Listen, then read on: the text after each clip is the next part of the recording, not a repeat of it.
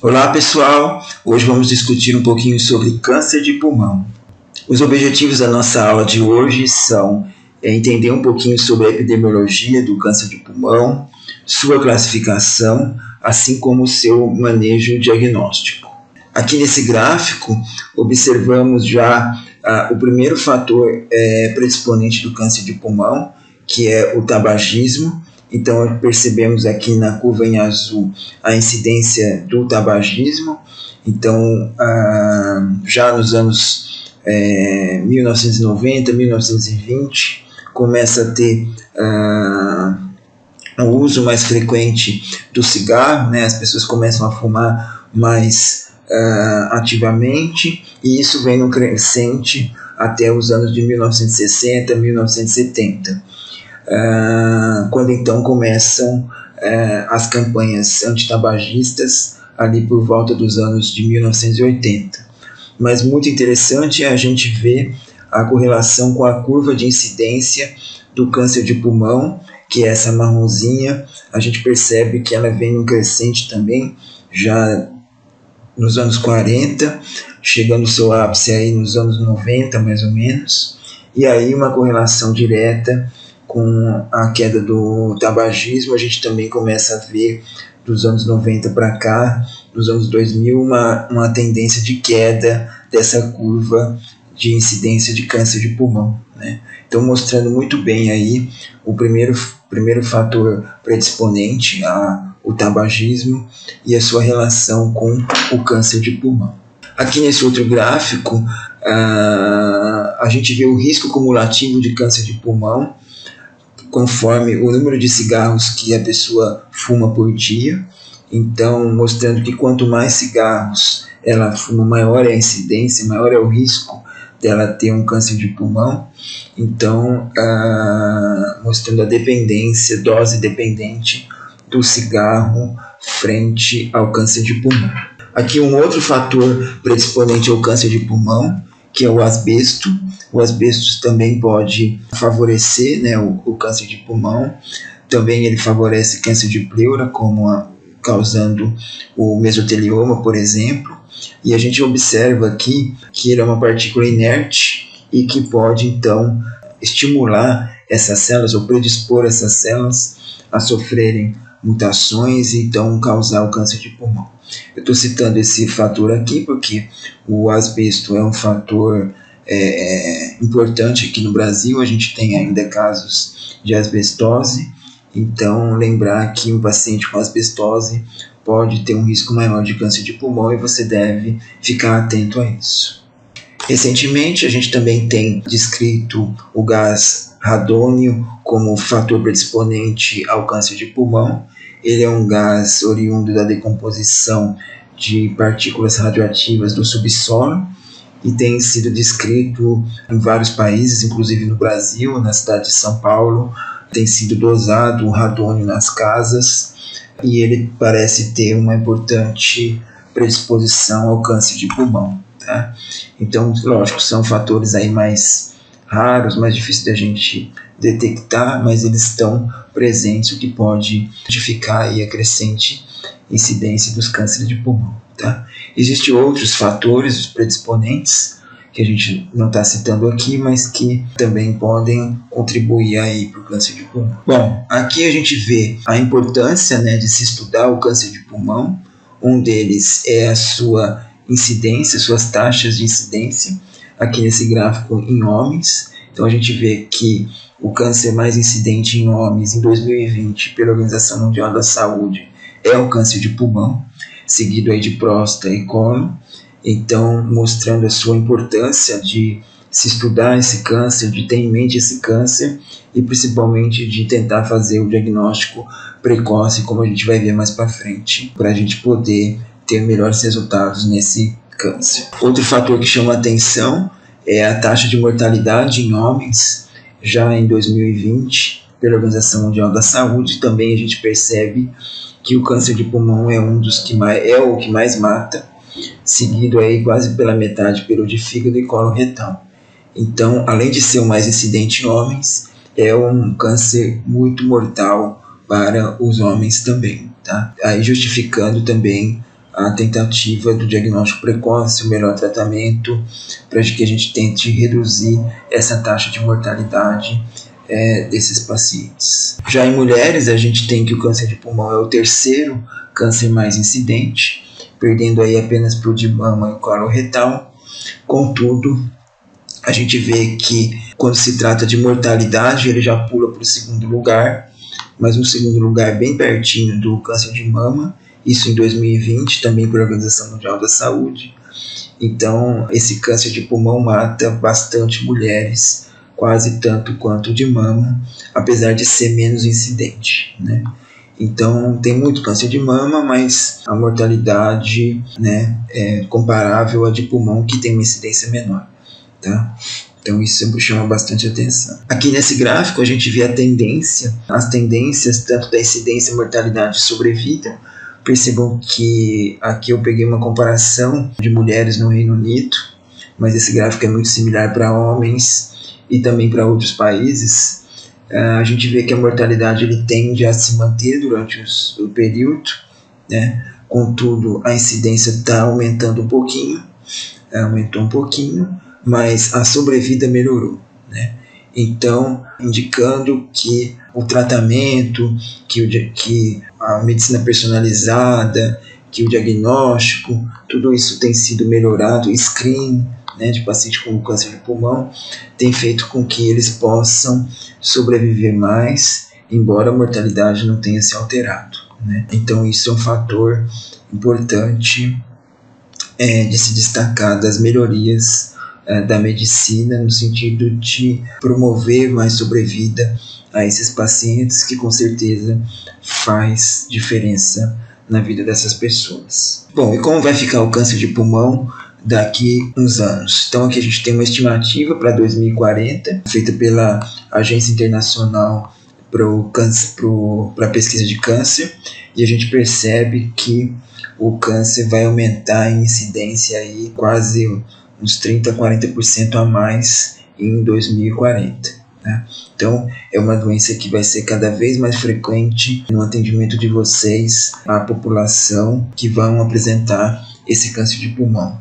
E não só novos casos, nós também teremos um aumento da mortalidade, conforme essa estimativa também da Agência Internacional para Pesquisa em Câncer, mostrando aí que a mortalidade vai quase que dobrar em 2040. Então temos muito trabalho tanto em pesquisa como em diagnóstico e entendimento da doença aí pela frente nos próximos anos, para tentar mudar essa estimativa. Bom, sabido tudo isso, fatores predisponentes, como é o câncer, como está a situação dele atualmente, qual é a sua epidemiologia, então vamos partir para a classificação.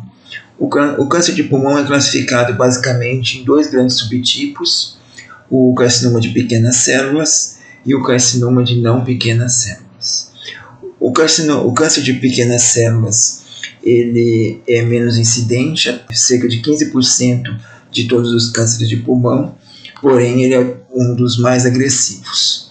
O câncer de pulmão não pequenas células, ele é composto basicamente de adenocarcinoma e carcinoma espinocelular e também carcinoma de grandes células. Aqui nesse gráfico representa mais ou menos o que estava no gráfico anterior, mas interessantemente ele coloca a porcentagem de fumantes.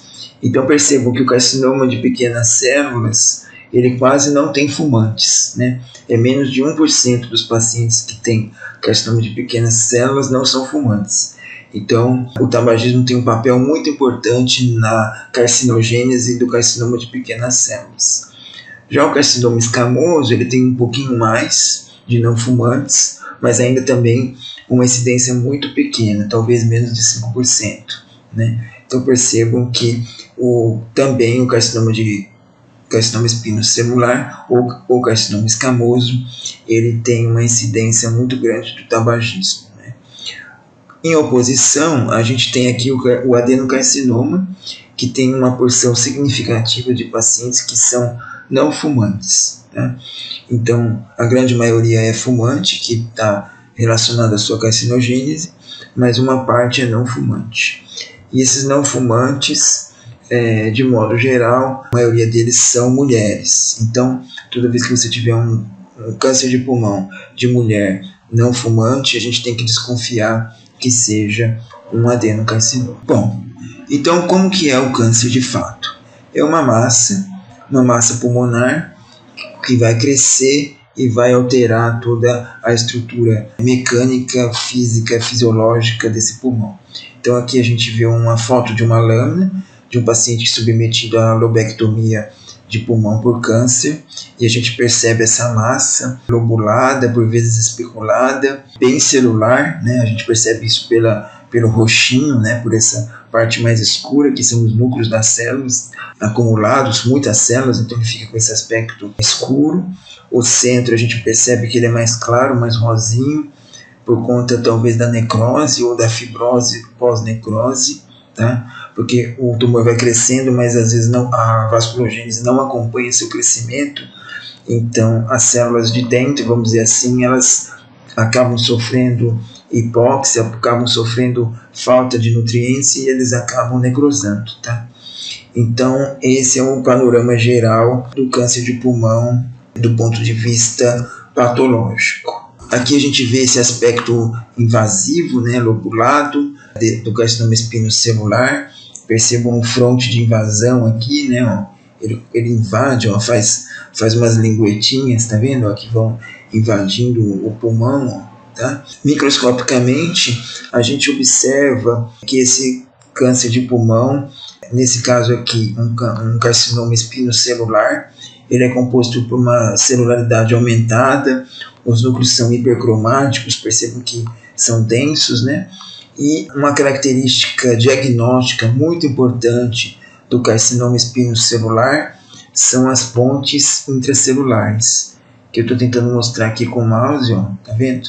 Esses pequenos tracinhos que ligam uma célula a outra, ó. Ó, aqui, ó, por exemplo, tá vendo? Ó, aqui, tá? Ó, todo lugar que você vê aqui tá meio desfocado, ó, tá? Olha aqui, tá? Então isso são pontes intracelulares, que são característica do carcinoma espinocelular ou carcinoma escamoso, tá? Então isso é uma característica importante que a gente usa como critério diagnóstico na patologia para soltar os laudos da biópsia, né? Aqui é uma outra imagem, a gente percebe que o citoplasma dessas células, elas são bastante eosinofílicos, como a gente vê aqui às vezes núcleos multilobulados, né? Mas o que eu quero enfatizar aqui, ó, esse citoplasma bastante eosinofílico, esse rosa claro, né? Denso, que a gente chama de citoplasma duro, né? E às vezes esse citoplasma é tão duro que o núcleo morre, né? Ela fica uma célula piquinótica, né? Então isso é uma outra característica diagnóstica do carcinoma espinocelular, que é a queratinização, tá? A queratinização do citoplasma e eventualmente até isso é depositado aqui no interstício e você vai ter uma queratinização intersticial, né? Mas aqui nessa lâmina a gente vê bem essa queratinização, né? Preenchendo a maioria das células aqui e às vezes até matando a própria célula. Uma outra característica do câncer de carcinoma espinocelular é a presença de pérolas córneas. Então essas células elas começam a fazer como se fosse um redemoinho, tá vendo? Que a gente chama isso pérola córnea. E percebam que a célula do meio começa a ficar o citoplasma mais roxinho ainda, né? Isso denota falta de oxigênio, tá? Então, por quê? Porque aqui não tem vaso sanguíneo, os nutrientes não conseguem chegar, o oxigênio não consegue chegar. Então as pérolas córneas elas começam a ficar hipóxicas e começam a produzir queratina, né? Então, o próximo passo é a gente ter uma queratinização da pérola córnea. Tá vendo? Aquela célula que sem oxigênio, ela produz queratina e depois começa a ficar com esse aspecto eosinofílico forte, tá vendo? Da queratina, tá? E aí, por fim, essa falta de oxigênio com aquela queratina toda faz com que haja uma necrose central das células. Então aqui a gente tem uma necrose em padrão Comedo, que são necrose dessas células do interior do bloco de células neoplásicas, exatamente por falta de oxigênio. Essa falta de oxigênio pode se amplificar, então você vai ter grandes áreas de necrose, né, no interior do tumor, e isso são características do carcinoma espinocelular. Em oposição, a gente tem o adenocarcinoma de pulmão, o adenocarcinoma pulmonar, que ele pode ter vários padrões histopatológicos. Esse aqui é um deles, chamado lepídico, que é quando a célula tumoral atapeta o septo alveolar, tá vendo? Então a gente tem septos alveolares normais, entre aspas, que foram atapetados pelas células tumorais, tá? Então isso é um típico padrão lepídico do adenocarcinoma pulmonar. Outro padrão histológico importante é o padrão acinar, que forma esses ácidos, que são essas glandulinhas, tá vendo? Que vão aí invadir o pulmão, tá? Tanto o padrão lepídico como o padrão acinar, eles têm um bom prognóstico, tá? O prognóstico é melhor quando você tem esses padrões, assim como o padrão papilar, né? O padrão papilar também tem um prognóstico melhor. E como que é definido o padrão papilar? Você tem um eixo conjuntivo, fibroconjuntivo, e as células tumorais envolvendo esse eixo dentro da luz alveolar. Então aqui a gente pegou um de corte, está bem bonita essa foto, né? E aqui a gente está pegando eles de cima, tá vendo? O eixo broncovascular está para baixo, ó. Esse eixo aqui é o eixo broncovascular, tá vendo? E ele vai descer lá na lâmina. Se a gente fizesse mais cortes, a gente ia chegar até aqui, por exemplo, ia ver isso aqui, tá? Então esse é o padrão papilar, que também tem um prognóstico bom. Depois a gente tem esse padrão micropapilar, que já tem um prognóstico ruim. Qual que é a diferença? Ele não tem o eixo broncovascular. São as próprias células tumorais que crescem dentro da luz alveolar, tá vendo? Então isso é chamado de padrão micropapilar. Padrão sólido, né, que aí é só a célula tumoral, tá vendo? A forma não tem luz, eles são células tumorais preenchendo todo o espaço. E ele também tem um pior prognóstico junto com o micropapilar, tá? Então, pior prognóstico, micropapilar e sólido, melhor prognóstico, acinar e papilar. E o lepídico é melhor prognóstico ainda. Bom, falado do carcinoma espinocelular e do adenocarcinoma, agora vamos falar um pouquinho do carcinoma de pequenas células.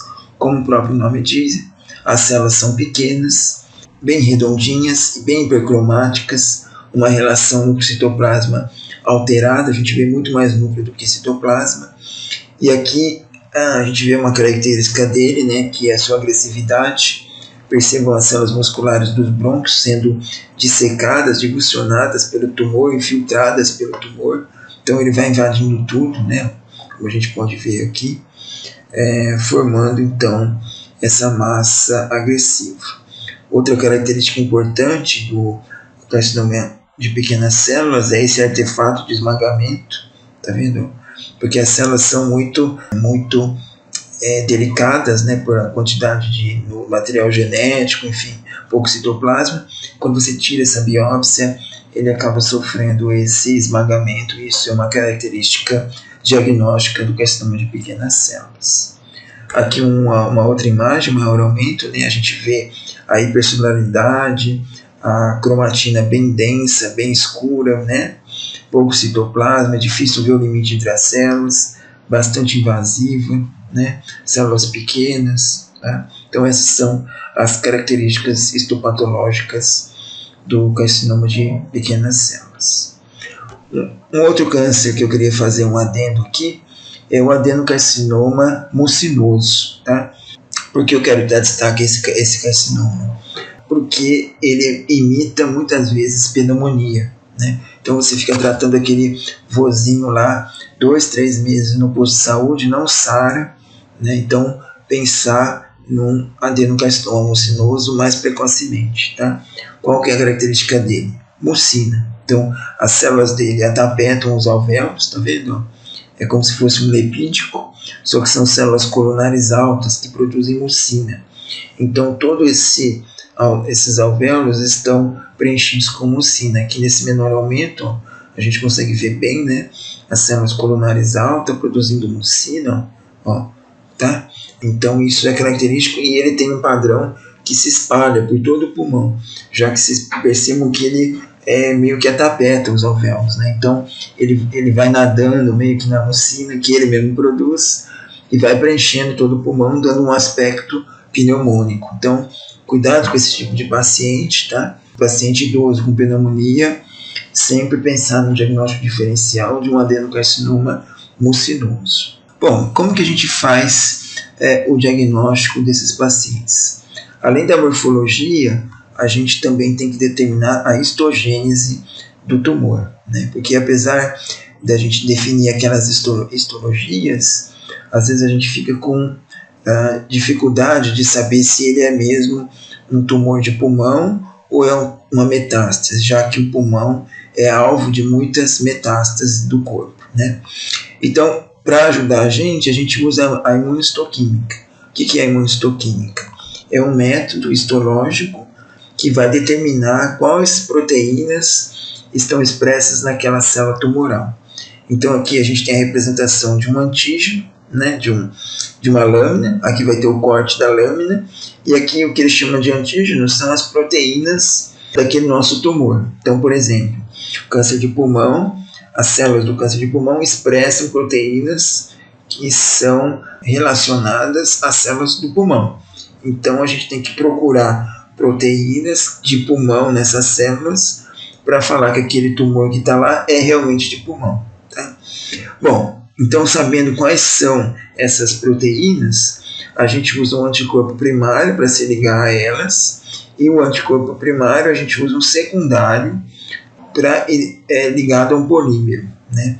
Para o quê? Para a gente ter uma cor forte. Então a gente pode ver isso aqui. A explicação final, a imagem final dessa explicação é essa imagem. Então, por exemplo, aqui é um adenocarcinoma de pulmão, que eu fiz um marcador de pulmão chamado TTF1, né? Então todas as células epiteliais do pulmão marcam TTF1. Então aqui eu percebo que o núcleo dessas células são marcadas com esse marronzinho, que é aquela amplificação, aquela cor que eu fiz na imunistoquímica, né? Então coloquei aqui meu anticorpo primário anti-TTF1, o meu secundário com polímero, o polímero é marronzinho, então eu consigo ver que as células tumorais também expressam esse marcador epitelial pulmonar. Então eu posso com certeza falar que essas células são de histogênese pulmonar, e aí eu tenho maior certeza, maior acurácia em dizer que se trata de fato de um adenocarcinoma pulmonar, tá? Normalmente a gente faz a associação com esse outro marcador chamado de napsina A, tá? Que ele é citoplasmático, tá vendo? O TTF1 que eu mostrei para vocês na foto anterior era nuclear, aqui ele já marca o citoplasma, porque essa proteína napsina está presente nas células epiteliais pulmonares no citoplasma, e aqui no carcinoma também, né? Então a gente vê aqui no adenocarcinoma essa marcação marronzinha, tá vendo? E quando você tem associação positiva de TTF1 mais napsina A positivo, você tem uma acurácia de 99,9% de que é um adenocarcinoma pulmonar, tá? Então daí a importância do manejo da imunistoquímica para a gente definir a histogênese do câncer de pulmão e assim poder dar essa informação ao médico, ao oncologista, para ele poder proceder com o melhor tratamento possível. Bom, e como que a gente desconfia de um adenocarcinoma de um paciente ou de um carcinoma espinocelular nos pacientes? Normalmente, o adenocarcinoma, o carcinoma espinocelular, bom, enfim, o câncer de pulmão, eles são, no começo, assintomáticos. Então, a gente acaba descobrindo nesses pacientes quando a gente faz um raio-x por outra causa, por outra investigação, e a gente observa uma massa nesse raio-x como aqui, tá? Vejam que já é uma massa grande nesse paciente, tá? Então esse é um dos caminhos. O outro caminho é um screen para câncer de pulmão. Então quando você tem fatores de risco, por exemplo, tabagismo, né, de longa data, você pode fazer uma tomografia de baixa dose para procurar câncer de pulmão, mas veja, você é assintomático, né? O paciente é assintomático, então essa é outra possibilidade da gente encontrar um câncer de pulmão, tá? Então, uma vez encontrado esse câncer de pulmão, a gente vai seguir aí com o tratamento. Ademais, os sintomas são decorrentes tanto de compressão desse tumor, então ele cresce, comprime, invasão e às vezes até necrose, como a gente vai ver mais no final da aula. Bom, uma vez identificado o tumor, como que a gente vai tratar? Como que a gente vai tratar esse câncer? Então, a primeira coisa que a gente tem que fazer quando a gente encontra um tumor é fazer o estadiamento, que nada mais é saber qual o tamanho do tumor e onde de fato ele está. Para isso, a gente usa a classificação TNM, que é tumor, linfonodo e metástase. Tá? Então, o tumor se refere ao tamanho do tumor. Então, eu fiz uma representação aqui de um pulmão.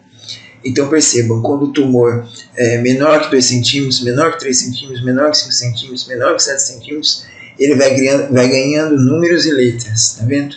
T1A, T1B, T2A, T2B, T3, T4, então vai do T1 até o T4. E conforme isso é a classificação T. Então, e a classificação N é como os linfonodos são afetados. Então, se é perilar, se é pertinho do tumor, se é longe do tumor, então também vai ter N1, N2, N3. E se tem ou não metástase, né? M1 e M0. Tá? Então, o que quer dizer essa classificação TNM? Quer dizer onde está o tumor e qual o tamanho do tumor. Tá? Qual é o grau de espalhamento, vamos dizer assim, do tumor. Tá? Bom, aqui um exemplo, né, de uma tomografia. Então a gente analisa, né, o tamanho do tumor. Isso é feito, esse estadiamento normalmente é feito pelo radiologista torácico. Ele vai, através da tomografia, visualizar no tórax, né, onde está essas massas. Então ele vai medir aqui o tumor, sei lá, 4 centímetros, 3 centímetros, vai ver onde está, vai ver se tem linfonodo mediastinal, linfonodo hilar, né? Então ele vai fazer toda uma avaliação tomográfica para dizer esse estadiamento, que é feito pelo radiologista torácico. Para quê? Para que o cirurgião ou o oncologista possa ter a tabela do estadio. Né? O que é o estadio? É o cruzamento entre as informações do sistema T, M, com o sistema N. Né? Porque conforme o tamanho e o comprometimento linfonodal, ele vai ter um estadio e isso vai ditar a conduta. Né? Porque essas correlações têm relação com o prognóstico e com a sobrevida desses pacientes. Então, você vai ter o estádio 1A, estádio 1B, 2A, 2B, 3A, 3B, e tá vendo? E varia, né? Então, não é assim estático, né? Então, por exemplo, o 2A é só essa situação. O 2B, essas 3 situações, e assim vai. Então, depende. Então, isso vai ditar, com o estadio, vai ditar a sobrevida, né? Então, percebam, olha, estádio 1A, 50%, estádio 4, 2%. Então, por isso que a gente faz o estadio para determinar a sobrevida e para determinar o tratamento. E como que é feito o tratamento? Então, se o paciente está no estágio 1, estágio 2, cirurgia. Estágio 3A, cirurgia ou quimio, depende. Estágio 3B, quimioterapia ou radioterapia. Estágio 4, só quimioterapia. Tá? Então aqui não é importante você saber que estágio é o que, mas é importante saber que, dependendo do estágio, existem tratamentos específicos. Tá? Então por isso que a gente estadia o paciente. Por isso que a gente faz uma tomografia, vê o tamanho do tumor, onde está o tumor, se o linfonodo está cometido, se não está. Tá? Então, de modo geral, é isso que a gente faz de approach para diagnóstico e tratamento do câncer de pulmão.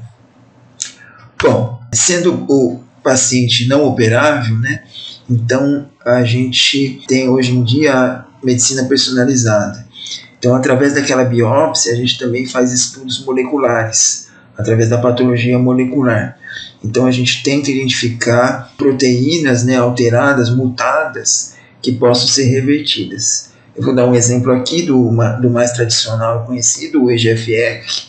então ele tem mutações na sua estrutura. Então o EGFR, o receptor de EGFR é uma proteína transmembrana, tá vendo? Que ligantes vão desencadear vias intracelulares que vão no final alterar aí sobrevida da célula, proliferação e migração. No caso do câncer de pulmão, existe mutação nessa parte quinase que ativa a via intracelular, então ela está sempre ativa. Então aqui a gente tem a representação do gene, né, do receptor de EGFR, e a gente vê aqui, ó, existe vários exons, né, que têm mutações específicas. E essas mutações fazem com que essas quinases pareçam estar ligadas sempre. Então, essa célula se torna ativa, né? Se torna proliferativa, se torna invasiva, né? Porque isso não para de ser ativado por conta da mutação que aconteceu nesses exons. Então, isso é bastante comum. O que acontece? Então, você hoje tem drogas que inibem essa mutação, que inibem ativação dessas quinases aqui dentro da via do EGFR, que faz com que o câncer seja controlado, tá? Então esse câncer é controlado e a pessoa ganha em sobrevida, tá? Então isso já é bem estabelecido, é uma prática atual da medicina. Existem outros marcadores, né? ALK, PD-L1, existem outros marcadores que se faz também com esse mesmo conceito, com esse mesmo propósito, né? Aumentar a sobrevida desses pacientes. Bom, queria agora só dar um destaque aqui para o tumor de Pancoast, que é um tumor que acomete o ápice pulmonar, e ele é famoso porque ele pode, apesar de não ser frequente, né, ele invade as estruturas ali do pescoço e do ombro, né? Então ele vai invadir arcos costais, vasos subclávios, plexo braquial, corpos vertebrais e gânglios estrelados, né? Então aqui uma foto, né, do Lancet Oncology de 2006, que representa muito bem isso. Então é um tumor, pode ser um tumor de pulmão, independente do subtipo histológico, independente se é primário ou secundário, ele se instala aqui no ápice e vai invadir as estruturas, né? Então percebam, invadiu aqui o plexo braquial, invadiu os gânglios aqui da base, os gânglios nervosos, laringeal recorrente, enfim, um monte de nervo aqui. E isso pode dar, né, muito bem conhecido, a síndrome de Horner, que é a miose pupilar, a pitose, normalmente parcial, e a anidrose, que é a capacidade aí do suor, tá? Então essa síndrome de Horner acaba acontecendo por conta do acometimento aqui desses nervos, tanto do plexo braquial como desses gânglios aqui do pescoço, tá? Então isso acaba acontecendo e é famoso aí esse tumor de Pancoast e a síndrome de Horner, apesar de não serem frequentes. Bom, finalmente a gente tem aqui as nossas correlações semiológicas. Então o paciente pode ter um câncer de pulmão, que no início vai ser pequeno, normalmente ele é assintomático, é um achado de exame, de imagem. Também pode ser descoberto por screening em pacientes de alto risco. Bom, o tumor pequeno, ele fica grande, pode ficar grande, e aí ele vai ter duas possibilidades: apresentar sinais e sintomas de compressão, como por exemplo tosse e dispneia, ou pode apresentar a síndrome paraneoplásica, que são a liberação de fatores que o tumor produz, principalmente o carcinoma de pequenas células, que vão atuar em outras regiões, né? Então, por isso que a gente chama de síndrome paraneoplásica, tá? Bom, o tumor grande pode ter duas consequências. Uma é necrose.